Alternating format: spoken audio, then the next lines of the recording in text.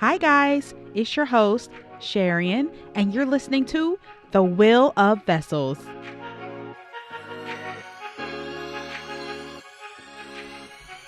What's up to my Will of Vessels family? I wanted to hop on really quickly and do a bonus episode for you since today was such a major day in our country. It's November 7th, and I'm taping this after finding out that Joe Biden has just won the U.S. presidential election and is now the president elect of the United States. Well, this win has been largely attributed to the black voter turnout, especially that of black women, largely across the following states: Georgia, Atlanta, Georgia, especially. Bloop, bloop. That is where I'm from by way of St. Louis. um, Also, Stacey Abrams, who killed it in Georgia, meaning she killed my phone with text messages. Jesus Christ, telling me to come out and vote. I was like, lady, girl, I'm not in Atlanta, Georgia. Okay. Also, Michigan, Pennsylvania, and Las Vegas. So these states really came out and showed out, regardless of what the political opinions are. These are some states that really came out and really pushed for their side. So the reason I'm coming on today is because I want to discuss a really, really big topic. So during the election and up until today, November 7th, I've been doing my regular, like perusing of social media. And I follow lots of different types of people with different backgrounds and beliefs. And I don't really believe in groupthink, so to say. So I follow a little bit of everything from, all sorts of different backgrounds. And I'm going to leave the names out of this because I don't like to be messy. But I do follow quite a bit of evangelical leaders, which, for the sake of the conversation, I am referring to white Christians. Let's make white and black up. It's not a bad word. Don't start getting scared. We're just going to talk about some facts. We're going to get some understanding around some things, and it's going to be good. You're going to leave this episode educated, informed, and there's nothing wrong with that. That's a good thing. Okay, so anyway, I also follow a lot of black Christian leaders as well, or black Protestants. And I noticed like a stark difference between white evangelicals and black evangelicals, or black Protestants, just for the sake of differentiating here, during the election. And I'd say about roughly 80 to 90% of them were clearly voicing, to me, just reading between the lines, as a black woman myself, I could tell that they were not as much Trump fans. But I did notice that they were quite silent. They didn't really talk about who they were voting for. They, from what I noticed, tried to remain pretty um, down the middle, or tried not to have like a political opinion.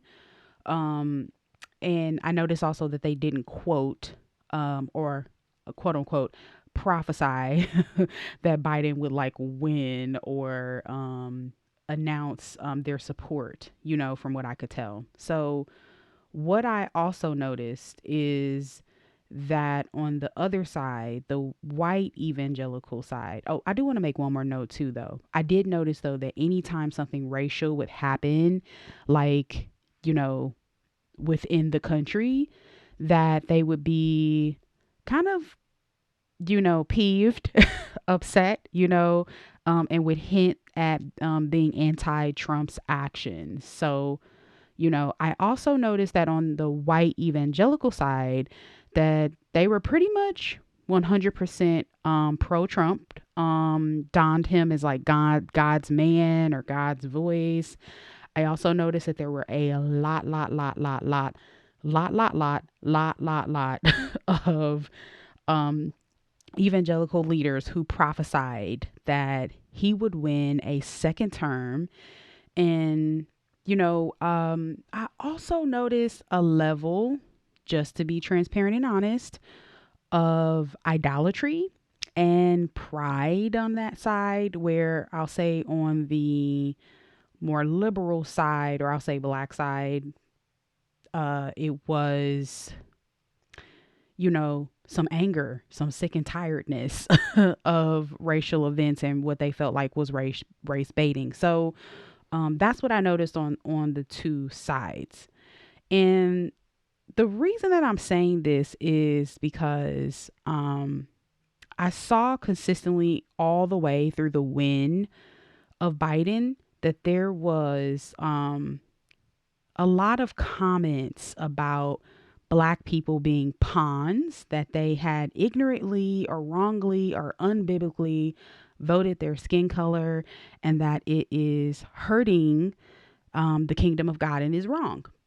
And I noticed that uh, sort of like black Trump supporting evangelicals, that they, have put out lots. I'll leave, and I'm trying to leave everything nameless, but they've put out a lot of videos with like, hundreds of thousands of likes and comments from white evangelicals that have been pumping them sort of as like the voice of the voice of white evangelicals to the black community, to say the things that they either can't say or don't have the access to say, or I'll say the pipeline to the black community to say, to get them to stop voting based on what they believe to be wrongly perceived racial issues.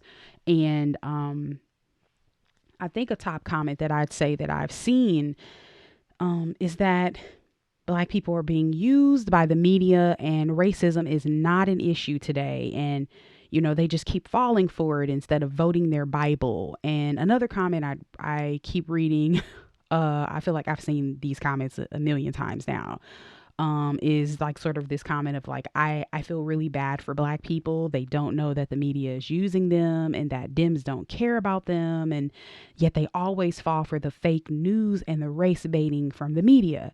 And it's all just a plot from the Democrats to get them to vote, right? They're pawns in the game.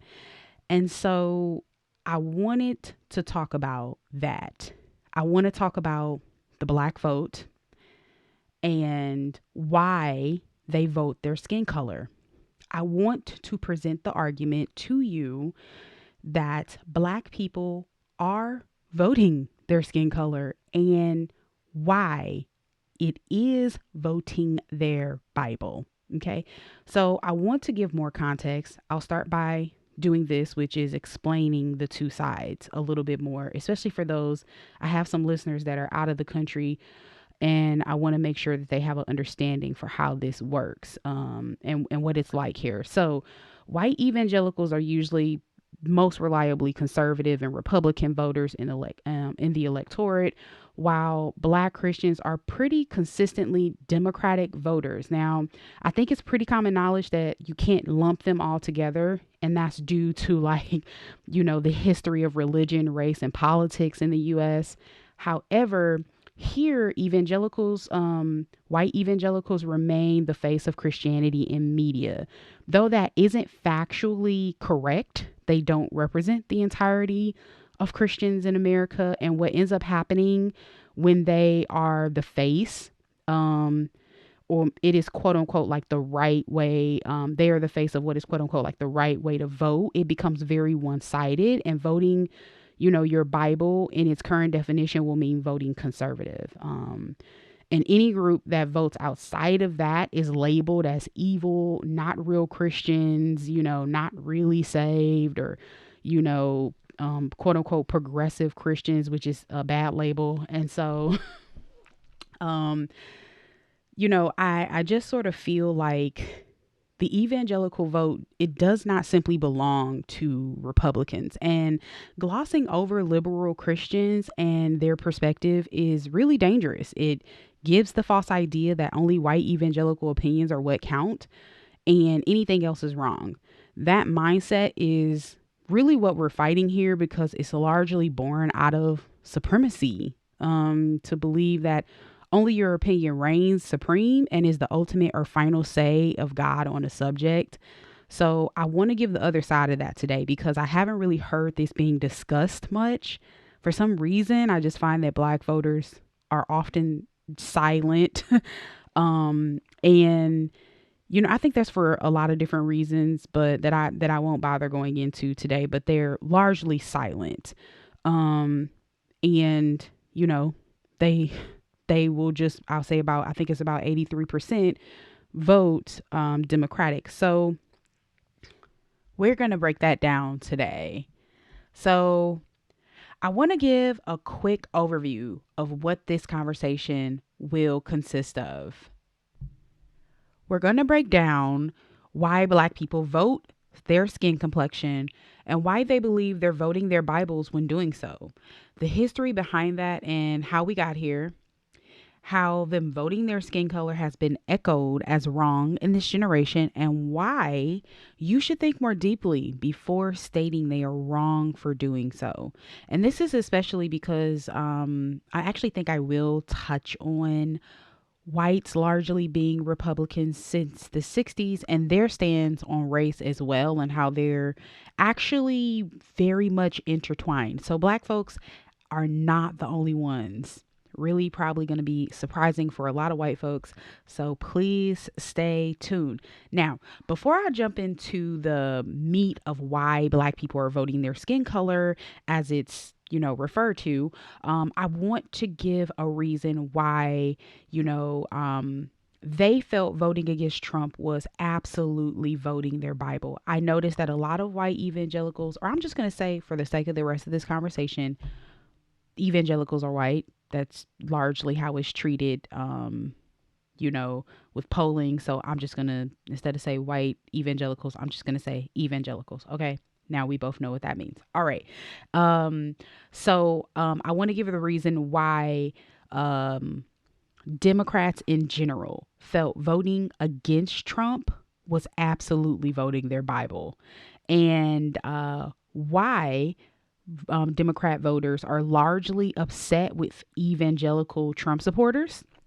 And to be honest, like I said, this goes beyond the Black Christian voter. This really expands to even the Republican gone Democrat Christian voter, which there was a lot of in the 2020 election. So I want to start by pulling a letter by John Pavlovitz. I think if I said your last name wrong, I am so sorry. Please forgive me. But I'm going to pull a letter from, we're going to call him Pastor John. I think he did used to be a pastor. Not sure of what he does now, but definitely has a career in ministry, because he explained it a lot better than I did. Now, I do want to know, I'm not a follower of John.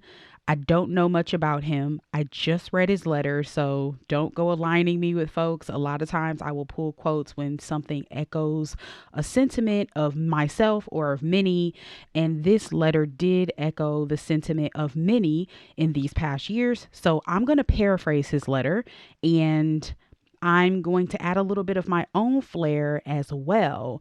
But this is what he said to Trump supporters. They've found you to be hypocritical, inconsistent, and incredibly selective, and having incredibly selective mercy, and your religion to be thinly veiled in front of supremacy. Small note, really quick, before I go on. Try to come into this with an open heart. I always try to say that in my episodes. Have an open heart. Try to put down all of your defenses. Try not to be offended. Try to just be, just listen. Just try to have an open mind, an open heart, and open ears. So It says, they've found you to be hypocritical, inconsistent, and incredibly with incredibly selective mercy, and your religion to be thinly veiled in front of supremacy. Pre-Obama, politics and church rarely crossed over, but for 8 years, once a black president went into office, they watched evangelicals demonize him. A man faithfully married for 26 years, a doting father and husband without a hint of moral scandal or the slightest whiff of infidelity. They watched you deny his personal faith convictions of being Christian, though he stated numerous times that he was. You argued his birthplace, assail his character, all without cause or evidence. They saw you brandish scriptures to malign him and use the laziest of racial stereotypes to criticize him. And through it all, Christians, you never once suggested that God placed him where he was after 44 white presidents in a multi-ethnic country. Though Romans 13:1 tells us that he does. You never publicly offered prayers for him and his family. You never welcomed him to your Christian university or churches. You never gave him the benefit of the doubt in any instance. You never spoke of offering him forgiveness or mercy. Your evangelists never publicly thanked God for his leadership. Your pastors never took to the pulpit to offer solidarity with him. You never made any effort to affirm his humanity or show the love of Jesus to him in any quantifiable measure. You violently opposed him at every single turn without offering a single ounce of grace. You claim to be the heart of your faith tradition. You jettisoned Jesus as you dispensed damnation on him. And yet today you openly give a mulligan to a white Republican man so riddled with depravity, so littered with extramarital affairs, so unapologetically vile, with such a vast resume of moral filth that the mind boggles. Even the unsaved can see he isn't a reflection of Christ, and the change in you is unmistakable. It has been an astonishing conversion to behold. With him, you suddenly find religion. With him, you're now willing to offer absolution. With him, all is forgiven without repentance or admission or glory to God. With him, you're suddenly able to see some deeply buried heart. With him, sin has become unimportant. Compassion no longer a requirement. With him, you see only providence. And half of America sees it all clearly. They recognize the toxic source of duality. They feel that pigmentation and party are your sole religion. They feel that you aren't interested in perpetuating the love of God or emulating the heart of Jesus. They feel that you aren't burdened to love the least or to be agents of compassion or to care for your neighbors as yourself, whether they are Muslim, gay, African, or female. They feel that all you're really interested in doing is making a God in your own white image and demanding the world bow down to it. They recognize this all about white European American Republican Jesus, not the accurate account of a brown skinned Jesus of Nazareth. And I know you don't realize it, but you're digging your own grave in these days, the grave of your very faith tradition. Your willingness to align yourself with cruelty is a costly marriage. Yes, you've gained a Supreme Court seat, a few months with the presidency as a mouthpiece, the cheap high of temporary power, but you've lost a whole lot more. You've lost an audience with millions of wise, decent, good-hearted, faithful people with eyes to see the ugliness. You've lost any moral high ground and spiritual authority with a generation. You've lost you've lost any semblance of Christ-likeness. You've lost the plot. You've swapped two sins for a legion of sins. And most of all, you've lost your soul in the process. I know you'll dismiss these words. The fact that you've made your bed with such malice shows how far gone you are and how insulated you are from the reality in front of you. But I had to at least try and reach you. It's what Jesus would do if he still matters to you.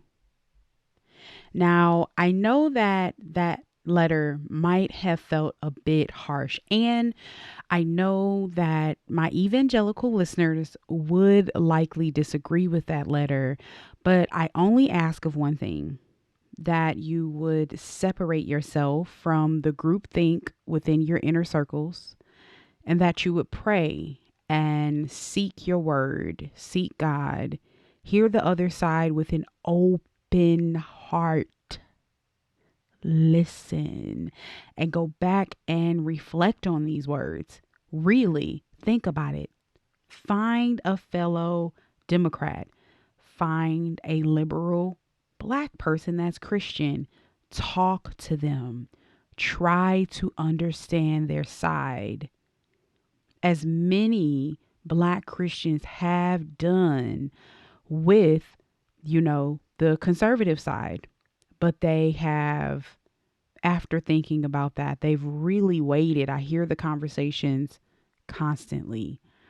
Um, and also, since, you know, it's arguable that, the sort of white perspective is the default in our country, we have to know the perspectives ins and outs.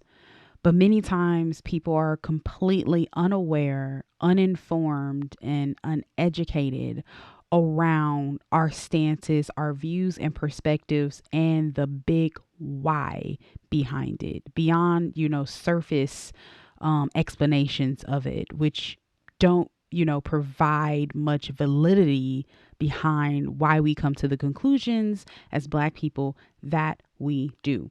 So, that's all that I ask. Now, for so long, Black people, especially Black Christians, have been really bullied for voting based on their skin complexion. I'd say this is something that's more of a, newer thing, but it's interesting because, Black people are very well known for holding very conservative values due to their Christian roots. And Pastor Phil, I believe his last name is Vischer. So sorry, as you know, if I chop up your name, it is my greatest apology to you. But I came across his YouTube channel, and it was really, this particular video he had on the topic, same topic, very, very good. I'm going to put it in my link of sources beneath this episode, and you can feel free to check it out on your own. But he said something that was really great, and I want to quote him.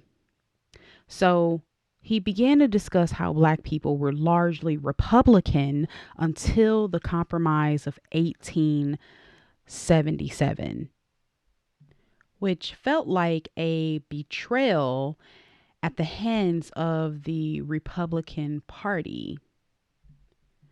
The Ku Klux Klan began to be pretty rampant in the South. So then after that came the Great Migration, as they, were taking over and actually doing a lot of policing. And we'll talk about that a little bit later. But after during the Great Migration, Black people began to move to places like Chicago and Philadelphia because once they got there, they realized that Blacks could vote in the North. And neither party at that time seemed to care for Black people. So at that time, the NAACP argued that they shouldn't be loyal to either party. So they weren't, as neither even attempted to care for or meet their needs. Now, once the Depression hit, they were hit twice as hard.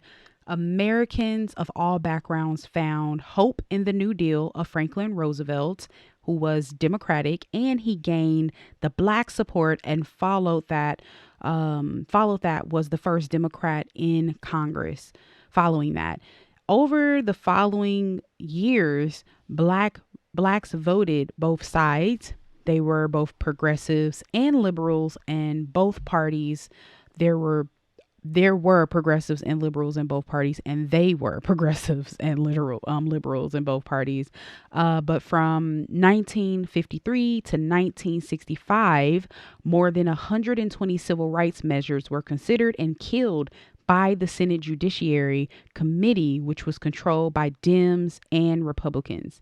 As the years went by, many more civil rights efforts were proposed by civil Democrats than Republicans.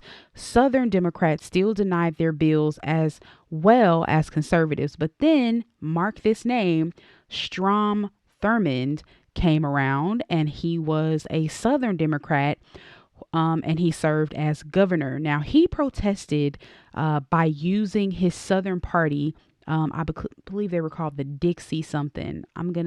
I'll come back to the name of the party that he put together, but they were dedicated to preserving segregation rights through something called state rights. They called it state rights. So Thurman ran for president in 1948, and in a sample of one of his speeches, he said, "There's not enough room there's not enough troops in the army to force the Southern people to break down segregation and admit the Negro race into our theaters, into our swimming pools, into our homes, and into our churches." He then went on to lose to President Truman, but he spent another 20 years in the Senate as a Southern Democrat and fought to maintain segregation in the South. Then in the 1960s, the civil rights protests began to heat up in the South, and JFK won the White House. And he refused to take a strong stand at that time on racism because he did not want to lose his supporters.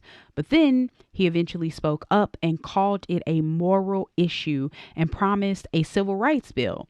But then 5 months later, after he announced that, he was assassinated. Well, nothing will divide this country quicker and espouse violence like good old racism. So, Lyndon Johnson was his successor, and he vowed to finish the fight for civil rights for JFK. He passed the legislation that would end segregation in America. And well, segregationists like Thurman and, other segregationists, they were very, very upset. And as a Southern Democrat, he led the charge because he felt like this was the last straw.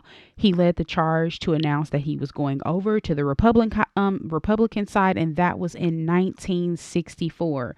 So the exit and the switch up of, or separation, so to say, of, Democrat and Republican, I'd say even in its latest form, was the separation began out of people being segregationist. Interesting fact. So they jumped over into the Republican Party in droves, and the South began to shift from blue to red.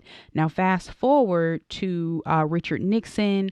He was a Republican. He tried to win voters through his message of law and order, a Southern strategy focusing on Sun Belt states who felt the country was changing too fast and heading in the wrong direction. So he had no desire and admittedly did not appeal to urban liberals or black voters. He felt he did not need to and did not want to. And he won. Now, fast forward to 1980, Ronald Reagan raised eyebrows, still quoting my good pastor here from YouTube named Phil Vischer. I'm encouraging you to go check out his video. But in 1980, Ronald Reagan raised eyebrows by launching his campaign in the Deep South by pledging support of state rights, which was taken as a coded appeal to Dixiecrats. Now, Thurman, he was the one that created the Dixiecrats. Now, he created a coded appeal to the Dixiecrats, the old states' rights party of the segregationalist Democrat Thurman. And he did that in the Mississippi County, which was the site of the murder of 3 civil rights workers. And that did not help his appearance of being, racially biased. I don't have a better way to say it. Um, but between 1968 to 1988, the Republican Party had become the party of white Christian conservative Americans and Democrats, and had become the party of radical progressive leftists. And the oh, sorry, between let me say that again. Between 1968 and 1988, the Republican Party had become the party of white Christian conservative Americans, and then the Democrats, separate, had become the party of radical progressive leftists and hippies and black Christians. So according to Pastor here, he explains why black Christians are politically different by stating they are socially conservative, theologically conservative, but they are not politically conservative because their history and life experiences are vastly different. Ditto. When white people look at the Supreme Court, for example, they see the reason abortion is legal and school prayer isn't. When black people look at the Supreme Court, they see the reason they can vote and pursue housing and employment without blatant discrimination. Factoid. Okay. That difference has a huge impact as whether you can see government as a part of the problem or the solution. Having the right to hear a Christian prayer doesn't mean much if you're not allowed to attend your local public school. If you even think about the words of progressive and conservative, a progressive believes things should be improved by making progress, by moving forward, by progressing, while a conservative believes the good things we presently have are at risk of being lost and need to be conserved or even revived from the past. So it's simply, what do we see when we look in our rearview mirror? White people see a simpler time when everyone went to church, when we prayed in school. When black Christians look in the mirror, they see something different. They see racism, they see lynching, they see church bombings, they see Strom Thurmond, who said we will never let black people into our churches, and they see white Christians applauding Thurmond for saying that and then reelecting him to the Senate for 5 long decades until he dies in office in 2003 at the age of 100. There are other issues. Conservative white people see sin mostly as an individual problem, wrongs committed by one person against another, requiring only individual confessions and repentance as the solution, while black Christians see racism as a systemic problem, sinful systems needing broader solutions and broader confession and repentance, meaning turning away completely from that sin. So one party is for the people who want things to change, while one party is for the people who want things to stay the same. The Bible calls us to hold on to what is good while also working towards what is best to conserve and progress. Neither party lines up well with that, so neither party is completely right. This is how you can read the same Bible and come to different conclusions about who is going to get their vote. Wow.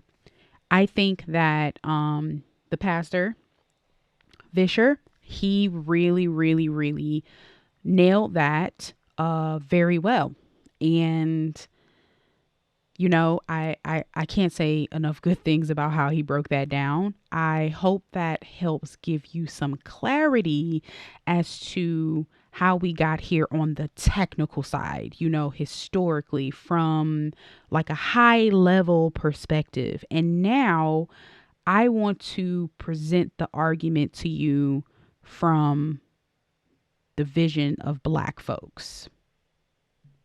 Now, from the perspective of black Christians, they have been fighting through voting, through protests, through legislation, largely nonviolently against the evils of this world for over 400 years, and they have done it biblically.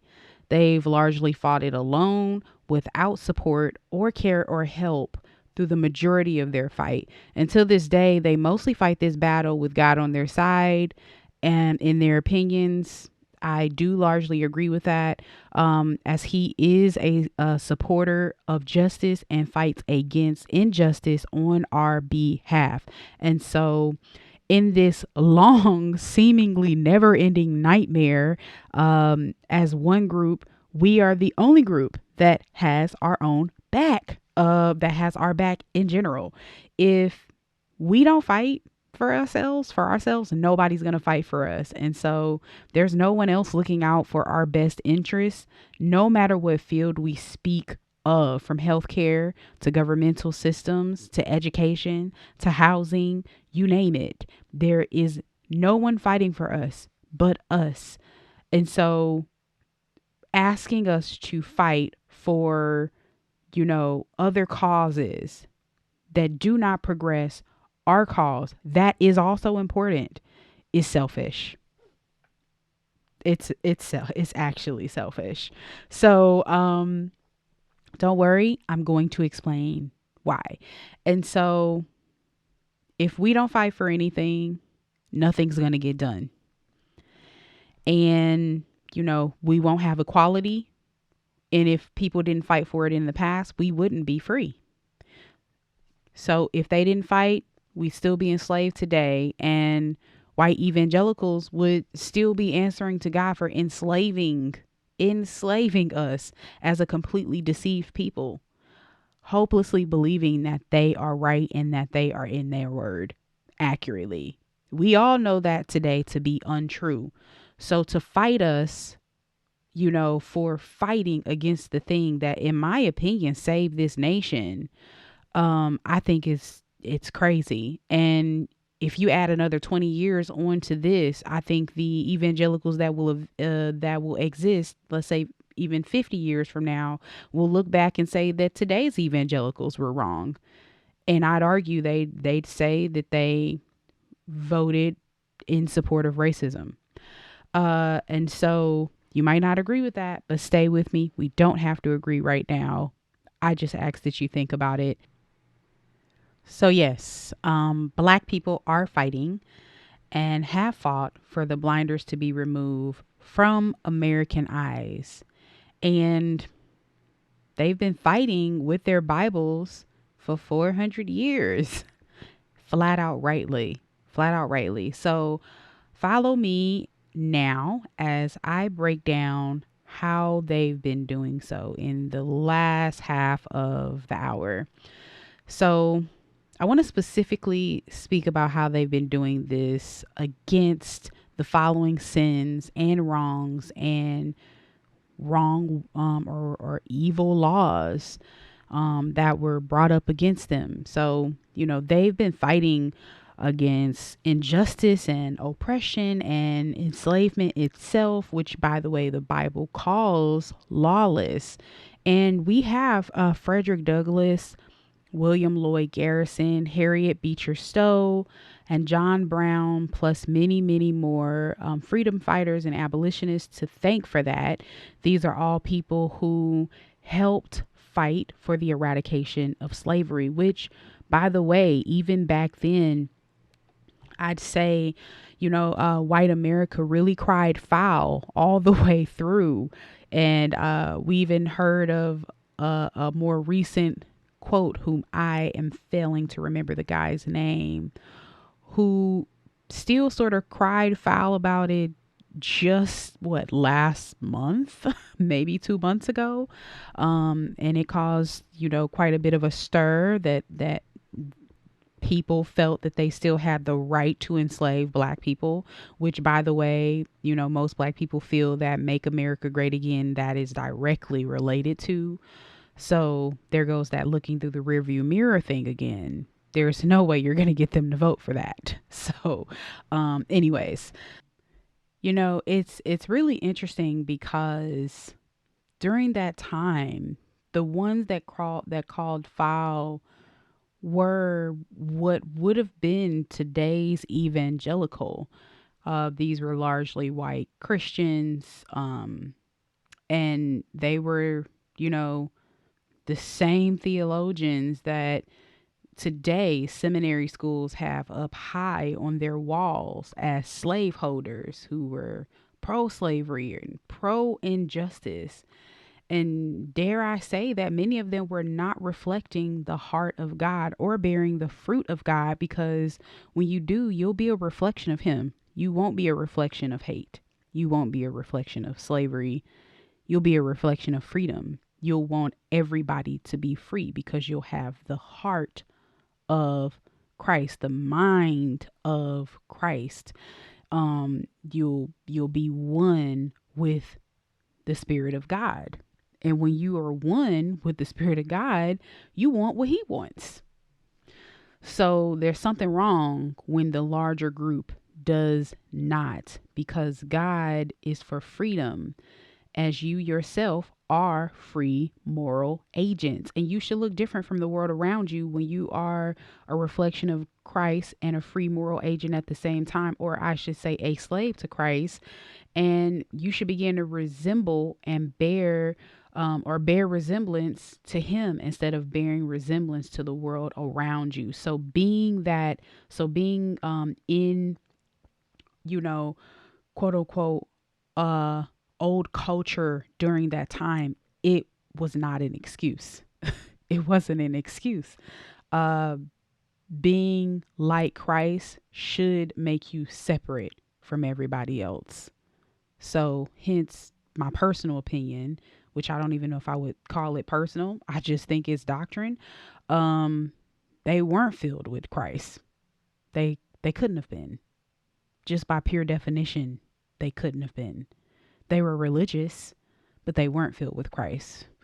And largely, Black people as a whole feel that. And that may come as a surprise, but this is the perspective, especially as a group of people, not all, of course, but a group of people who largely, a lot of them, a lot of them are really walking with Him, you know. Now, again, I'm not talking about the entire culture of Black people, but I'm saying there are a pretty significant group of them, especially older Black women, that are walking with Christ, and therefore they know what it looks like. They know what it is to be a reflection of Him. They know what it is to pick up your cross and truly follow Him. They know what it is to be applicational in your faith at every part, and for you to die to yourself and die to your flesh and to become an actual living sacrifice, for you to lay down your life for everything He's calling you to do, and to put down all of your old man that doesn't look like Him, and to know as you get closer and closer and spend more and more time with Him, that parts of you that are ugly and do not reflect Him, they die more and more every day. And when you are really going through that process, you know when people are not actually going through that process in a heartbeat. It won't take much time. Give them a couple of sentences and you can look and see the fruit is not from His tree. And so anyway, I'll I'll move on from that. So some more sins, wrongs, and evil laws Black people have been fighting against includes fighting for fair treatment by the police since like day one. Um, they haven't ever received that till this day. And I have a theory as to why they have not received that. But back in the 1700s, let's break down the fact that it didn't start as the police. It started as what they call slave patrols. Some people know that, some people don't. But during those times, even before that, um, colonists were writing laws that restricted slaves and limited their rights, such as bartering goods through creating things like slave codes. And the first groups of armed white men who monitored and enforced discipline upon Black slaves in the U.S. southern states were slave patrols. They functioned as the police, and their sole job was to police Black people from escaping or who were viewed as rebellious and defiant. So it was during this time that black people really began to be subjected to like harassment and constant questioning and random searches. And this is where the criminalization of black people as troublemakers um, and rebel rousers really began in 1704. So if you were walking while black during this time without your slave master, you were breaking what was called a slave code. And this was like a list of wrongful laws related to enslaved people. And out of that, state militia groups were born and fugitive slave laws were born. And the police was never created in favor of this group of people.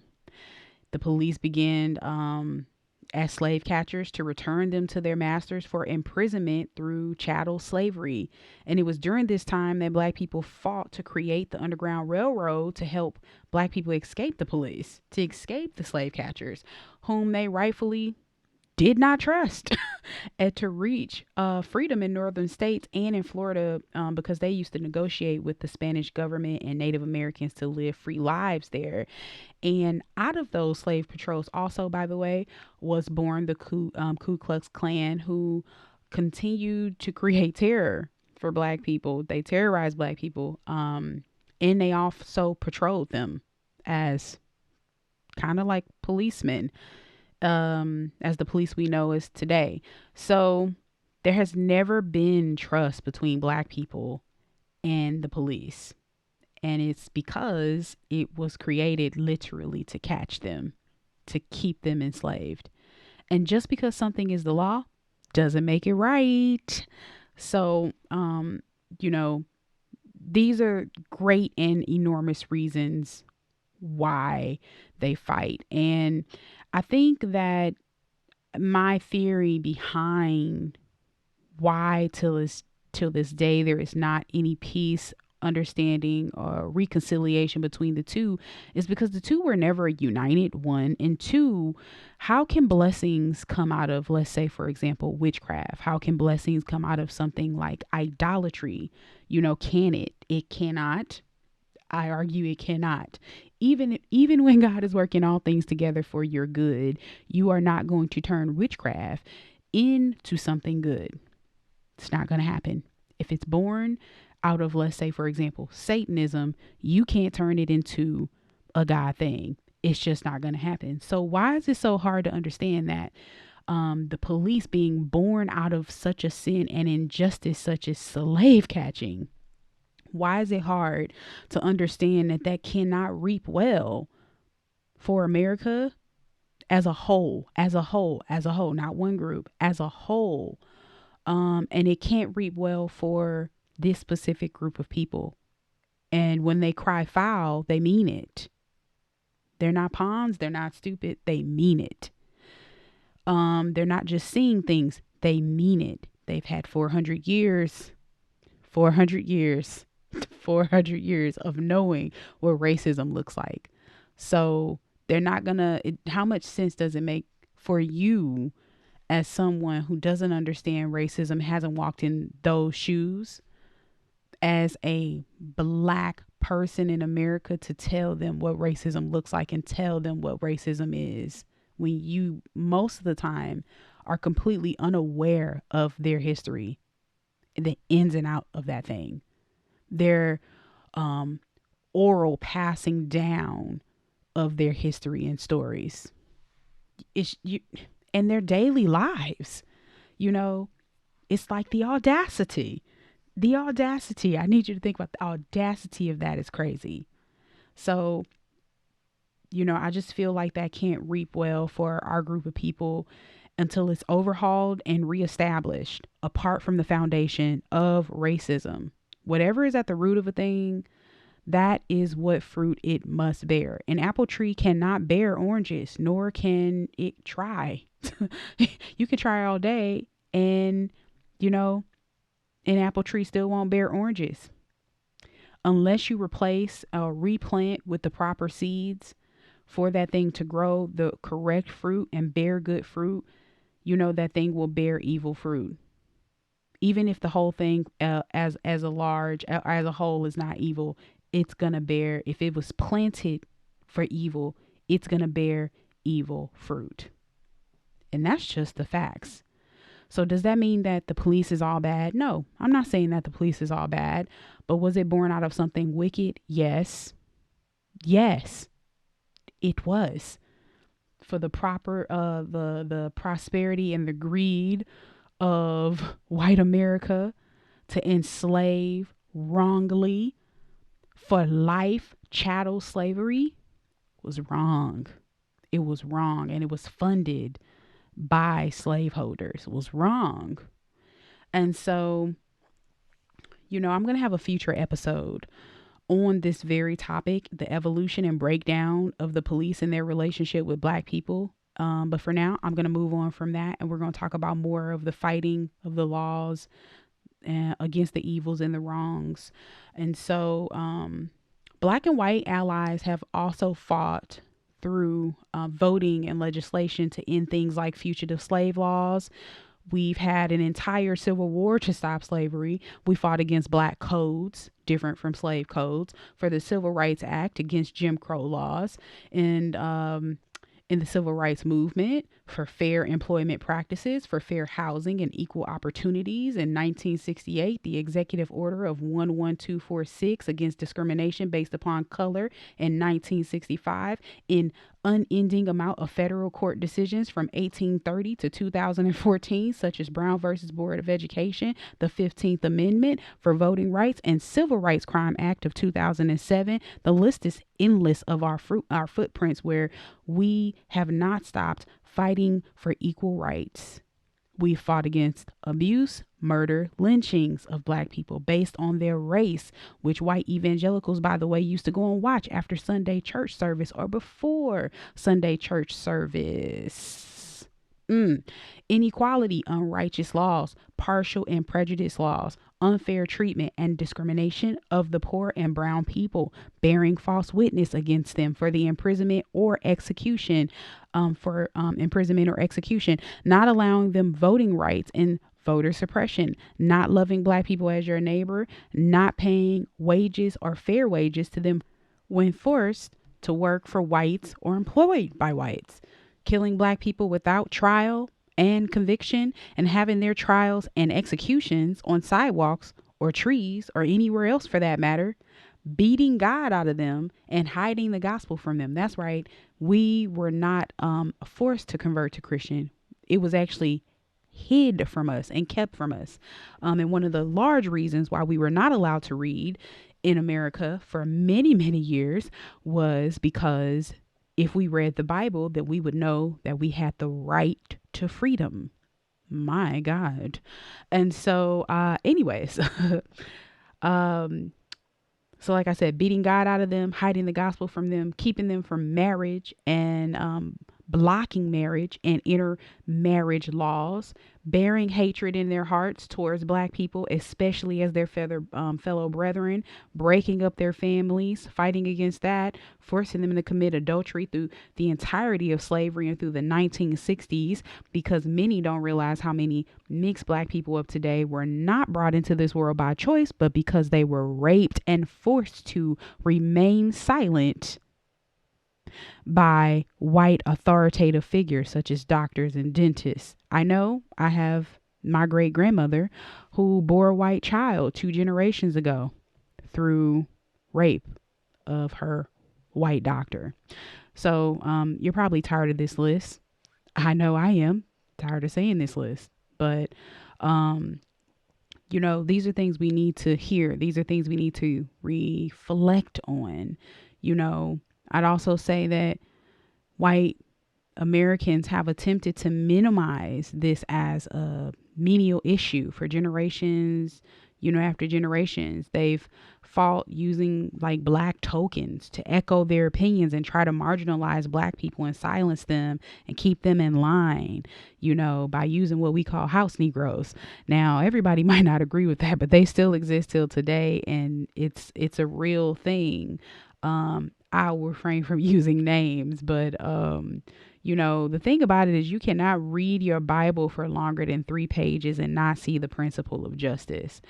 God speaks out against injustice and the protection of the poor and the oppressed. It is the pride of white America and their bias that would have us all believe that any issue is greater than the issue of oppression, murder, and enslavement of black people, of an entire group of people without true repentance, which means to turn away from completely, by the way, or repayment of any kind. There's never been any repayment. There's not been an apology. There's not been true repentance. And so we still have a fight here. There's not been equality, complete equality. Oppression in those issues that I've listed are just as important to God, than any other issue you believe is dear to God's heart. And in the name of injustice, over 60 million black people have died. Selah. Solely in the US. And that isn't even an accurate record because black lives were so insignificant to white people in America, that we didn't even count as 3/5 of a person for almost 300 years. And our dead bodies were not recorded because they didn't matter. Right. They didn't matter. That doesn't even include the millions that died on ships or across the Americas in general, such as Brazil, which, by the way, have 46% of the black slaves. And, in comparison to our U.S. slaves, which was only 4%, 36% in the Caribbean, 14% in Spanish America. And to this day, we don't have an accurate account of the millions that died across the entire diaspora. Again, because it wasn't important enough to keep record.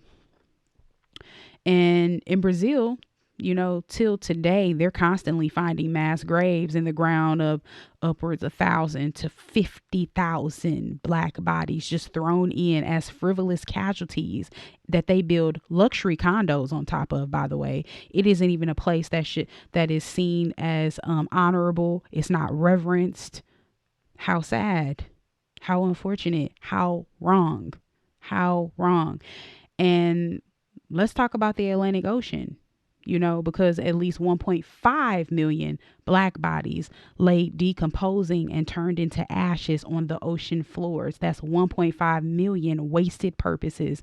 1.5 million people made in God's image who were denied the right to live and be free, and denied a future generation of up to 2,000 descendants per person over a couple of 100 years. You might be thinking, you sound mighty mad. It's a holy anger. I assure you, it's a holy anger. And that is a biblical thing. I'm not mad, but I am mad at what happened. It's wrong. It's wrong. It's wrong. And it's just swept under the rug. It's wrong. And when other atrocities take place across the world, America speaks out. But look at how it treats and has treated its own people.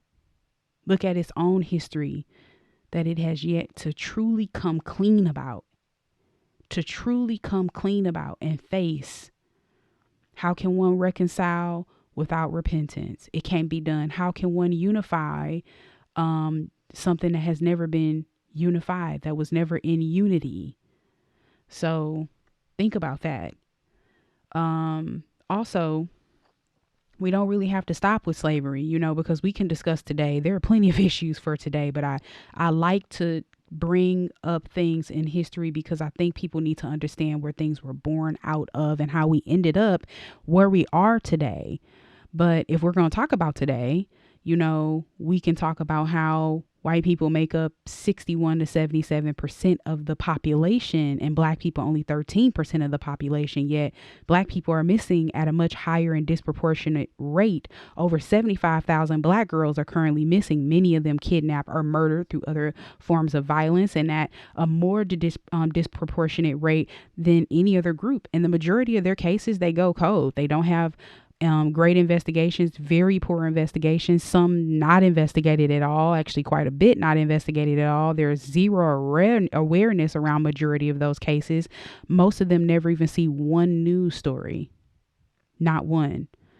But our stories deserve coverage, but they won't cover them. Only 30% or less of our stories even make it to the media.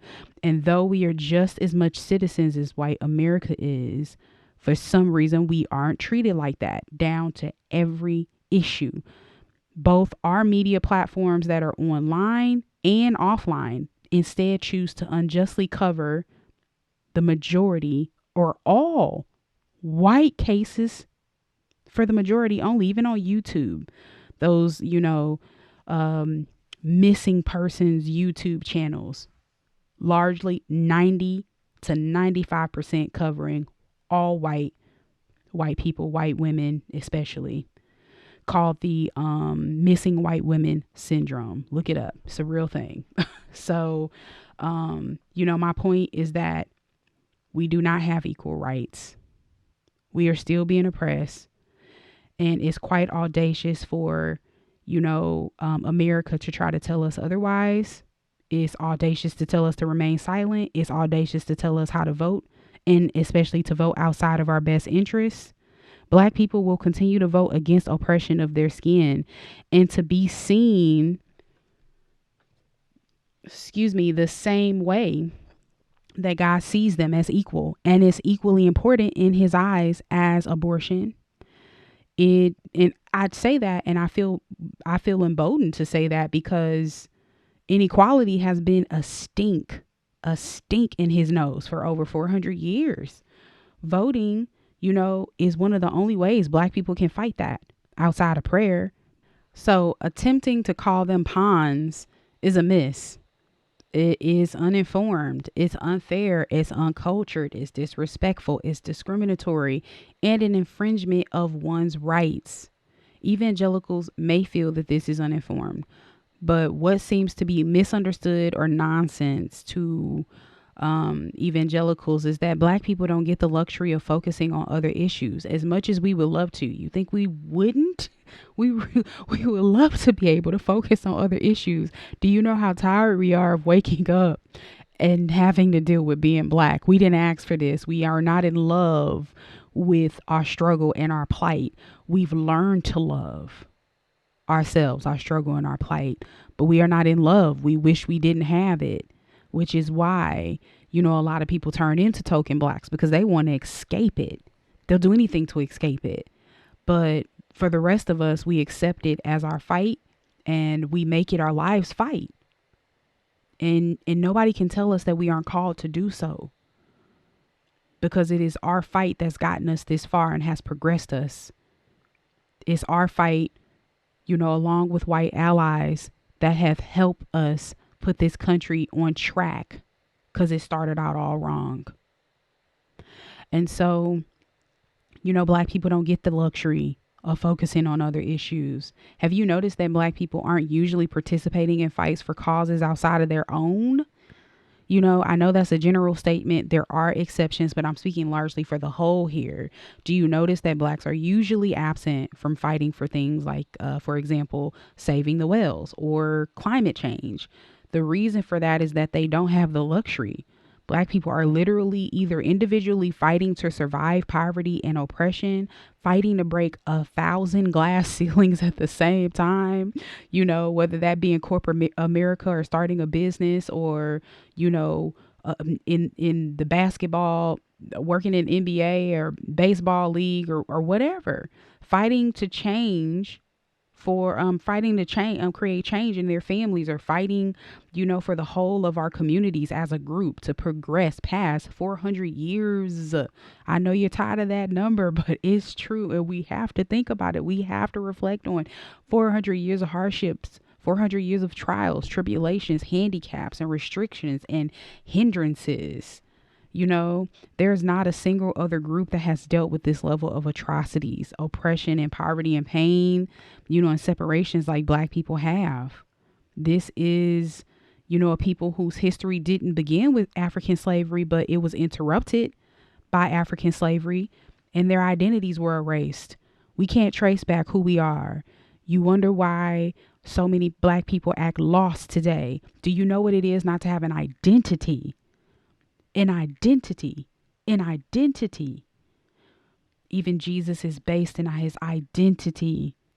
Your identity, it makes up where you go, what you become. You know what I mean? If you're not based in anything, you're not rooted in an identity. You can end up lost as a whole group, lost. That's never properly reflected or studied upon, the effects of lacking an identity and how it has affected us as a whole, as a group. It's not right, and it's unfair. It's not fair. You know, we've had our identities erased, like I said, in our names, they've been changed. You know, we weren't allowed to speak in our natural tongue. Our families were stripped from us. We couldn't even educate our young. Our life wasn't free.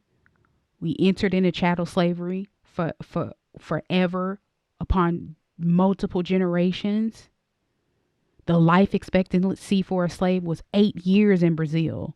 The life expectancy for a slave in America was 20 years. Over time, we lost our culture, we lost our language, we lost our history. It was 100% forgotten and erased.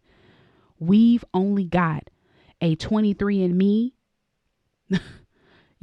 test we can take to figure out where we might be from. Where we might be from. It started in America with us at the bottom. Our history has been rewritten over and over. School history textbooks often leave out our plights, give us a very quick section of a couple of sentences or a paragraph with the contribution of blacks being handed over to white men. No thank you, no honor, no respect, no fair treatment, no payback, no make goods. We were criminalized over and over, and we were left with the scraps. So I want you to really think about that. And what's really funny about that too is how history repeats itself, because in the 1960s when Martin Luther King began to walk in his God-given purpose to fight injustice, and please spare me the claims of him being a Marxist and having imperfect doctrine, because every time he got on the mic, he taught Christian principles. He taught Orthodox Christian principles. And if we're going to attempt to marginalize Black people by getting them to turn on those people that were called to fight God-ordained battles against racial injustice, then you need to also turn and look at your own heroes who were slave-holding theologians. Okay, so MLK, he taught a lot of great messages. He taught that to be a messenger of peace does not mean that one is a messenger of submission, that Christians must cry out in indignation against all persecution, that being legal does not mean being right. We can look at Hitler for that God gave all man a conscience, and therefore they know when they're doing wrong and when laws degrade humanity and are unjust. So you can't say you didn't know. You can't say you didn't know. We all were born with a conscience.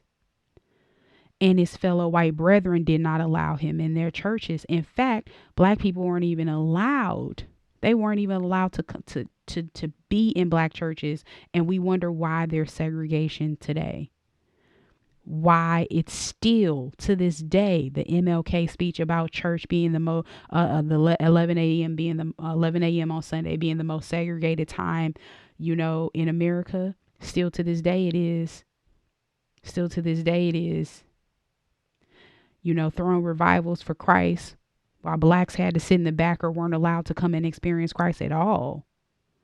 So how is it that Black people are supposed to be left with the burden of unifying and reconciling when they weren't allowed and still aren't largely welcome in white churches? I was just talking to my mother today, and she told me a story of a local Snellville church, Snellville, Georgia church, because my mother lives in Georgia, a local Snellville church that was all white, and that, she was visiting and she had to get up and leave after just a few minutes because they made it very clear that they didn't want her there.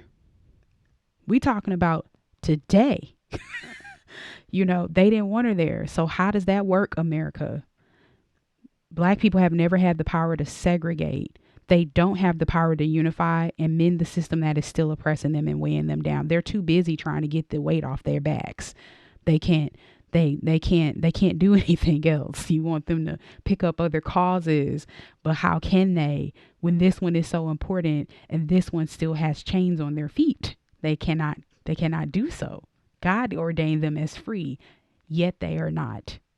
So that is your job as a man or woman of God, as a person that has the privilege to fight for whatever you'd like. You know, if you're truly a man or woman of God, you'll get your heart right. You'll fix your heart posture for the future generations, because we've struggled to see God in this, and we've struggled to see God in white America. We've especially struggled to see God in white evangelicals. You know, during the time of MLK, white America, especially evangelicals, refused to support MLK. They were not silent. They were openly opposed to him. Granted, as I said, we didn't have access to churches. We definitely didn't have that. We didn't have a YouTube, but so your average black person didn't know what sermons were echoing at that time as they know today what's echoing in a lot of white churches. We can get on YouTube and watch one and watch a bunch of them, and so we know what's happening and what's being said about us. But we know that we're being told that we're wrong for fighting against racism. In your average white church today, this is being touted. And so, but what's funny is how history repeats itself, because they called MLK and his followers rebel rousers and troublemakers, and black people were so terrified of supporting MLK. And he didn't have many followers as he largely has today. The truth is that he wasn't popular when he was alive. And, it's funny because the truly called usually aren't popular. And that's a big sign that they are called in the first place. We know that the word tells us that the called won't be popular, and it's a sign that they're false when they are. You are not greater than your master, Jesus. So you can expect, when you are truly real and you are truly sticking to doctrine and you are not compromising, you'll be treated as an enemy of the state. And MLK was a good example of that. He was with a select few, and it was mostly only in the South where he was located, and mostly blacks in the South that were supporting him, while blacks nationwide were watching him and adored him on their TV screens, but they couldn't openly adore him. They couldn't adore him out loud. They had to adore him strictly in their hearts, because they were fearful of what would happen if anybody knew that they adored him. They could lose their job. As a matter of fact, that was pretty common. You supported MLK, you lose your job. You could be murdered. You could be killed for openly supporting MLK. So there were actually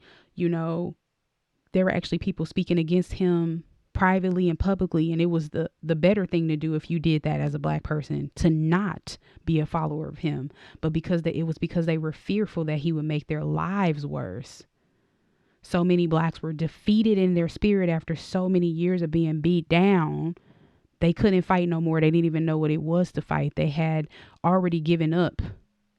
Their lives were to give up and to remain silent. And here comes somebody now fighting for them. And it wasn't until the events of Selma where other countries began to see images on their TV of black people being mistreated, with dogs being sicked on them, water hosed and beat by the police. And, what's funny is they were lucky.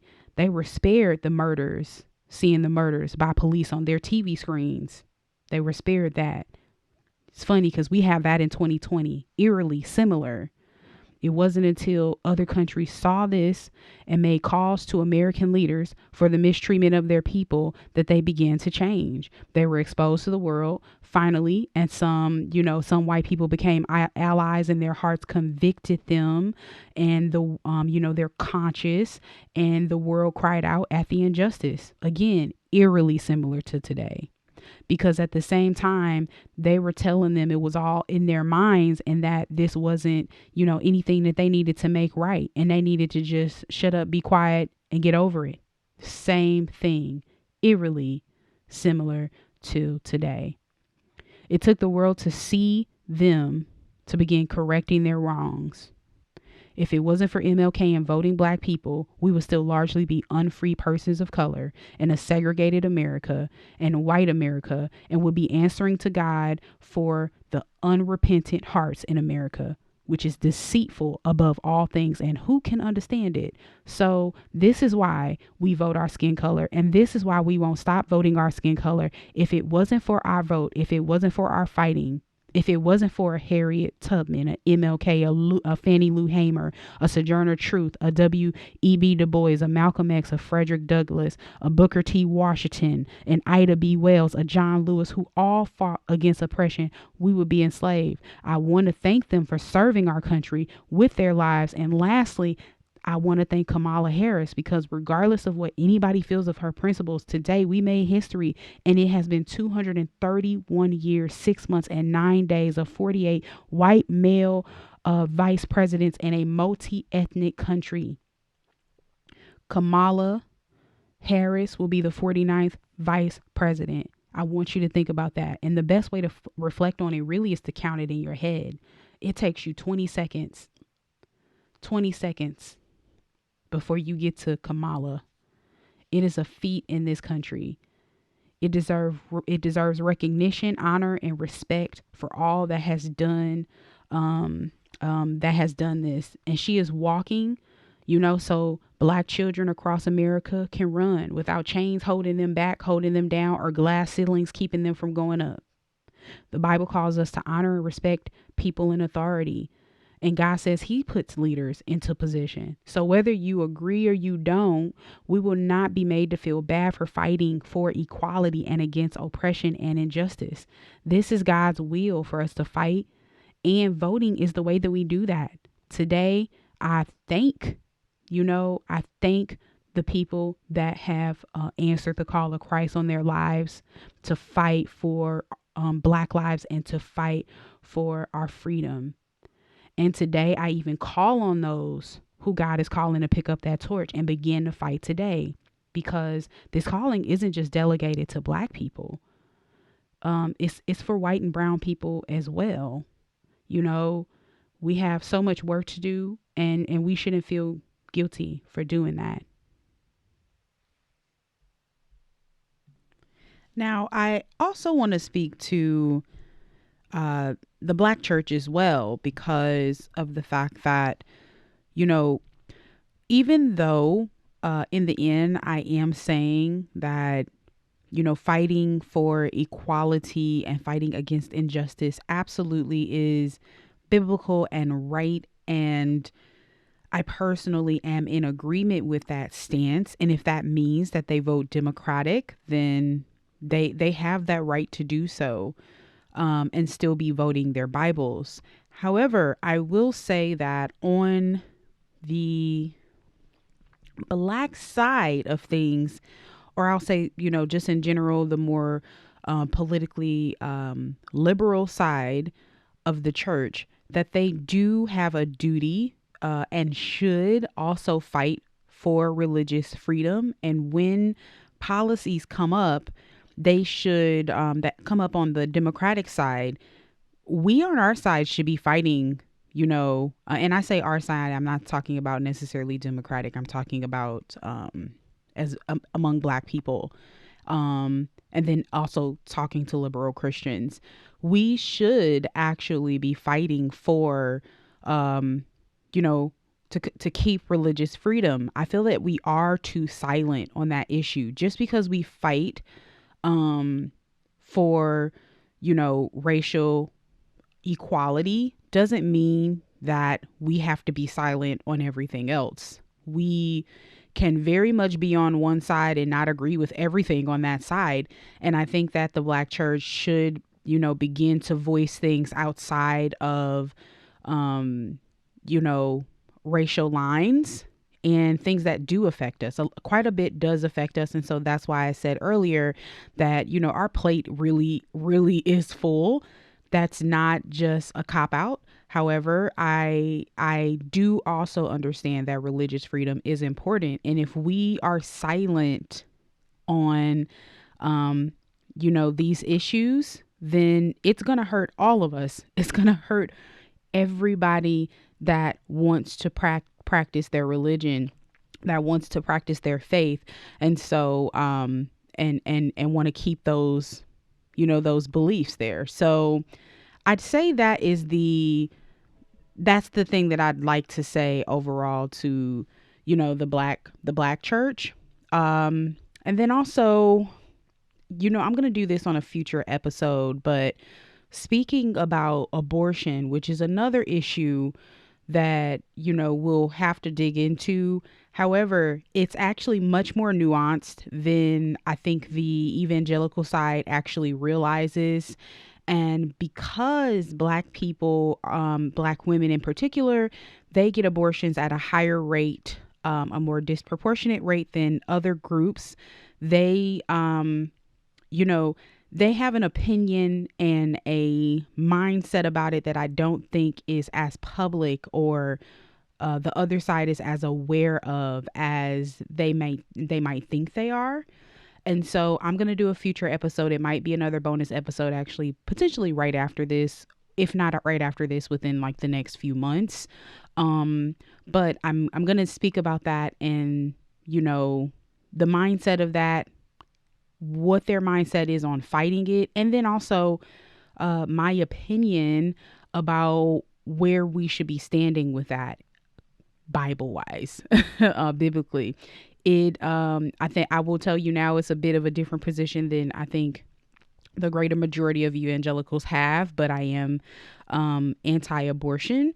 So we will be talking about that on a future episode. But my overall point is that when it comes to talking to the Black church, that we should be more vocal instead of, well, we trust the Lord that He'll work it out. We should fight. And that's one thing I will give evangelicals, is that, man, when they lock on the issue and they want to fight against that issue, I can honestly say they really put their heart and soul, as much as they possibly can, into fighting for whatever, it is that they see as fighting against whatever they see is wrong, and fighting for whatever they see is right.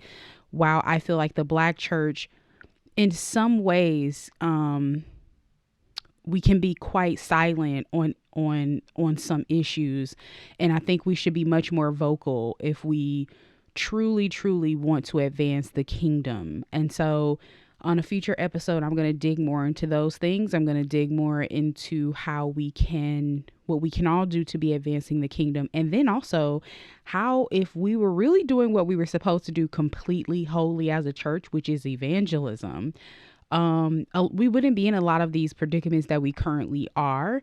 I'm not saying everybody would be saved. However, would we be in a different position, if we actually were preaching the gospel and more people knew who Christ was? Yes, because this is the first generation that we have that is completely unchurched completely.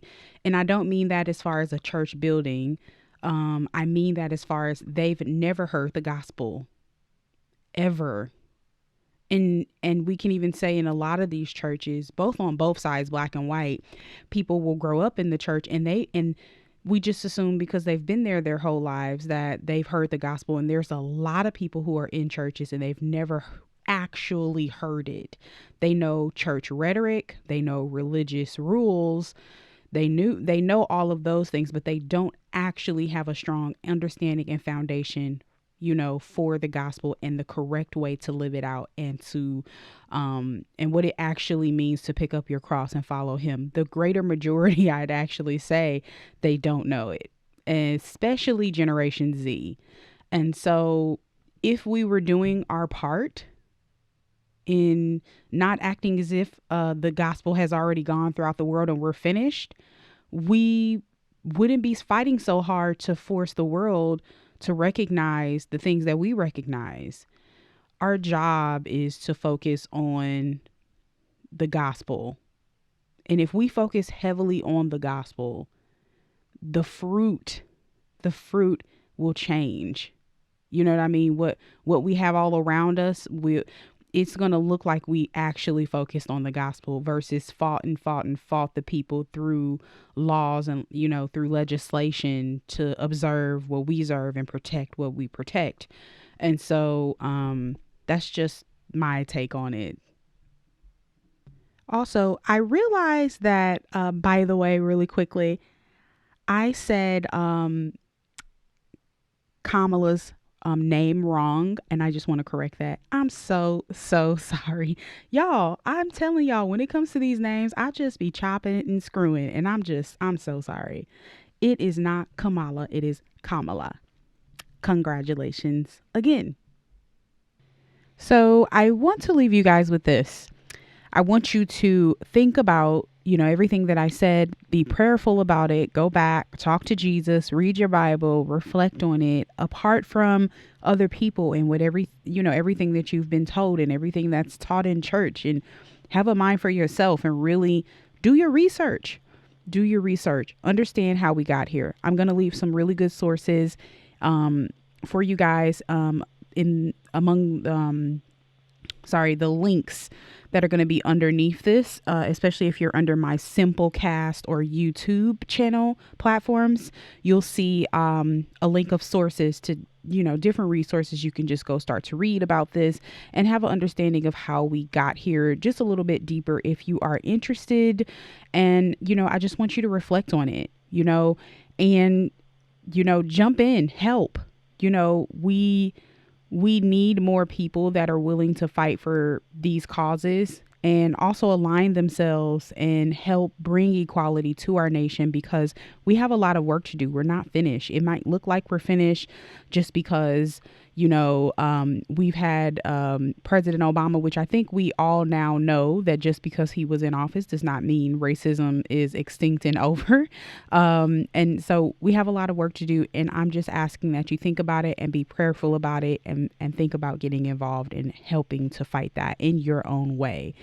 And that doesn't necessarily mean politically, it just means, finding a way to eradicate and then fight the spirit of racism and the principality of racism and bring that thing down out of our country, and doing your part to help that happen. And so, yeah, I leave you with that. Thanks, guys. Thank you guys for tuning in with us today. What a great show. I'm your host, Sharian, and this is the Will of Vessels. If you like what you hear, please be sure to subscribe to the Will of Vessels podcast, and please spread the word about us.